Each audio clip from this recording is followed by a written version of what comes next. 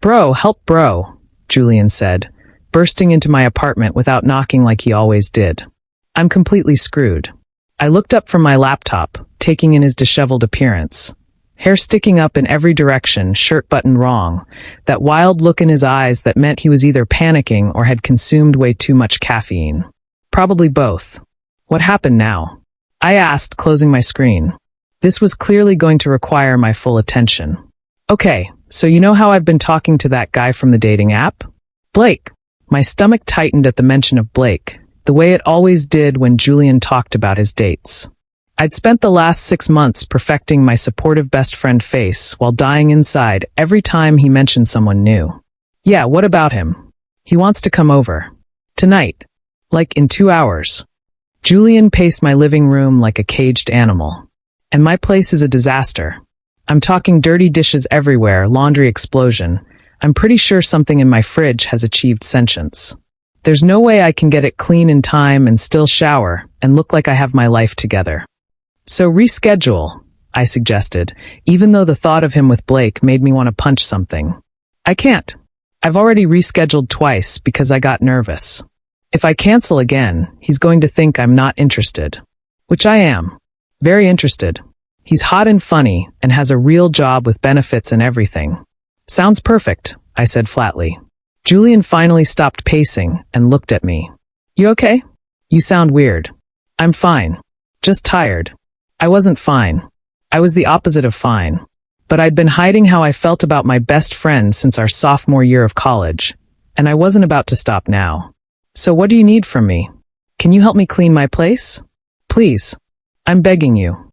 I'll owe you forever. I'll buy you pizza for a month. I'll be your personal servant.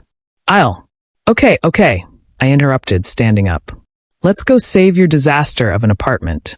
His face lit up with that smile that always made my chest ache. You're the best. Seriously. What would I do without you? Fall for someone who actually deserves you, I thought. Out loud, I said, you'd probably live in filth and die alone. Probably, he agreed cheerfully, already heading for the door. Julian hadn't been exaggerating about the state of his apartment. It looked like a tornado had hit it, if tornadoes specifically targeted bachelor pads. Jesus, I muttered, surveying the damage. I know. I've been busy with work and I let things slide and... Stop talking and start cleaning, I ordered, tossing him a trash bag. You tackle the kitchen. I'll handle the living room. We've got 90 minutes. We worked in synchronized chaos, the way we'd done everything together for the past 5 years. Julian rattled on about Blake, how they'd matched 3 weeks ago, how their conversations flowed easily, how he might actually be boyfriend material. Each word was a tiny knife between my ribs. You're quiet, Julian said, emerging from the kitchen with a bag of trash. Usually you give me damn about my cleaning habits. Just focused, I lied, shoving books back onto his shelf with more force than necessary. You sure you're okay? I'm fine, Jules. Stop asking. He was quiet for a moment, and I could feel him watching me. Then, you've been weird lately. Kind of distant. I've been busy. Bull damn. You're never too busy for me. We've hung out like twice in the past month, and both times you bailed early. Because watching you swipe through dating apps while sitting next to me was killing me. Because every time you hugged me goodbye, I wanted to hold on and never let go. Because I was in love with you and you had no idea. Just needed some space, I guess, I said, keeping my voice carefully neutral. Space? From me? He sounded hurt, which made everything worse. Not from you specifically. Just space in general. To figure some stuff out. What stuff? Personal stuff. Can we just focus on cleaning? But Julian had never been good at letting things go. He crossed the room and grabbed my arm, forcing me to look at him. Talk to me, he said. Whatever's going on, you can tell me. We're best friends. That's what we do. Best friends. Right. That's all we were. All we'd ever be. It's nothing, I said, trying to pull away. River, come on. I said it's nothing. The words came out harsher than I intended, and I saw him flinch. He dropped my arm, stepping back. Okay. Fine. Sorry for giving a damn. The silence that followed was painful and wrong. We didn't do this, didn't fight, didn't have tension. That was the thing about Jules and me. We just worked. Until I'd gone and caught feelings and ruined everything. I'm sorry, I said quietly. I didn't mean to snap. I'm just tired and this is a lot and you don't want to be here, he finished, helping me get ready for a date. I get it. It's not exactly fun Saturday night plans. That's not. No, it's fine. Really. I shouldn't have assumed you'd drop everything to save my ass again. You've got your own life. Your own stuff going on.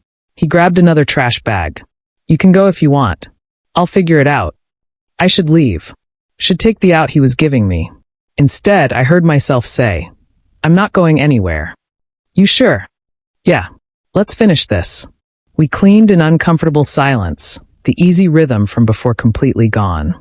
By the time we'd gotten the place presentable, there were 30 minutes until Blake was supposed to arrive. You should shower, I said, looking anywhere but at him. I'll do a final sweep. River. Just go, Jules. He hesitated, then disappeared into the bathroom. I heard the water start and let out a breath I didn't know I'd been holding. I finished straightening up, fluffing couch pillows and making sure everything looked casually perfect. The kind of clean that said, I'm a responsible adult, not, I panicked and deep cleaned 2 hours ago. When Julian emerged from the bathroom 20 minutes later, my mouth went dry. He'd put actual effort in, dark jeans that fit perfectly, a button-up shirt that brought out his eyes, his hair styled instead of its usual controlled chaos. He looked incredible, like someone Blake would be lucky to have. How do I look? He asked, fidgeting with his collar. Good, I managed. You look really good. He smiled, but it didn't reach his eyes. Thanks for helping. I know I'm a disaster, and you probably had better things to do, Anne. Stop, I interrupted. You're not a disaster. Well, your apartment was a disaster. But you're not. Any guy would be lucky to go out with you. Yeah. He was looking at me strangely, like he was trying to figure something out. Yeah. Even you. Time seemed to stop. What? Would you feel lucky? If you were going out with me? My heart was hammering so hard I was sure he could hear it. Jules, what are you? Because I've been thinking, he continued, stepping closer. About why you've been distant. About why you looked like you wanted to murder someone when I mentioned Blake. About why you're the only person I call when things go wrong. Why you're the first person I want to tell when something good happens. Why it's always you. Don't, I said, but it came out as a whisper. Don't what? Don't say things you don't mean just because you're nervous about your date. What if I cancel the date? I stared at him. What? What if I cancel the date and we figure out what this is? He gestured between us. Because I think there's something here. I think there's been something here for a while, and I've been too stupid to see it. You're not stupid, I said automatically. I am though. I've been looking for something with all these random guys when maybe what I've been looking for has been right here the whole time. Hope and fear warred in my chest. You're just freaked out about Blake coming over. You're not thinking clearly. I'm thinking more clearly than I have in months, he said. River, why have you been avoiding me? I haven't been. Don't lie. Not to me. Why? The truth sat on my tongue, heavy and terrifying. I could swallow it down, laugh this off, help him finish getting ready for his date with Blake. Keep our friendship safe and intact. Or I could jump. Because I'm in love with you, I said, the words tumbling out before I could stop them. I've been in love with you for 2 years and watching you date other people is killing me, but I couldn't tell you because I didn't want to lose you completely, and now I've ruined everything anyway, so there. Are you happy? The silence that followed felt eternal. Then Julian laughed, and my heart shattered. You're laughing, I said dully. Great. That's great. No, I'm not. He was still laughing, but his eyes were bright. I'm not laughing at you. I'm laughing because I've been trying to get over you for 6 months. All these dates. They were supposed to help me stop thinking about you. Stop wanting you. And here you are telling me you feel the same way, and I want to be happy about it, but I'm also kind of pissed because we could have been doing this the whole time. Wait. What? You what? I'm crazy about you, he said, closing the distance between us. Have been since that night we got drunk, and you told me about your family, and I realized I wanted to know everything about you. Every story. Every thought. Everything. But you never said anything. You kept dating. Because I thought you only saw me as a friend. You never gave any sign that you wanted more. You never flirted, never made a move, just stayed in the friend zone and seemed perfectly happy there. I wasn't happy. I was miserable. So was I, he said, and then his hands were cupping my face, and he was looking at me like I was something precious. We're both idiots. Agreed, I breathed. Can I kiss you? God, yes. He kissed me, and it was nothing like I'd imagined and everything I'd dreamed of all at once. Soft and desperate and perfect.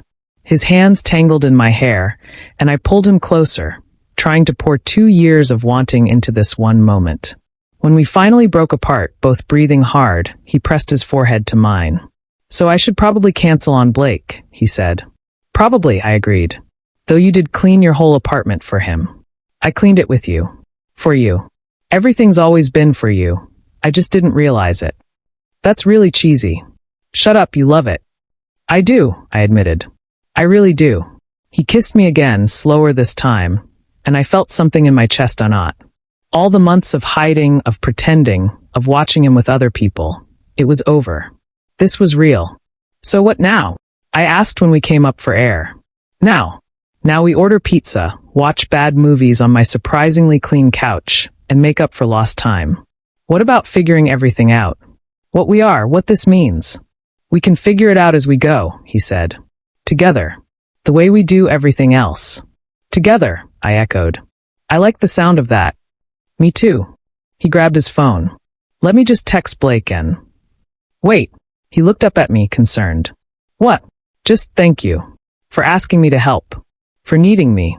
His expression softened. I always need you. That's kind of the problem. Or the solution. I'm not sure which. Both, I decided. Definitely both. He pulled me back to the couch I'd just cleaned for his date with someone else, and I settled against him like I'd been doing it forever. Which, in a way, I had. We'd always been physically comfortable with each other. The difference now was that I didn't have to pretend it didn't mean anything. Hey, he said softly. Yeah, I'm glad you came over today.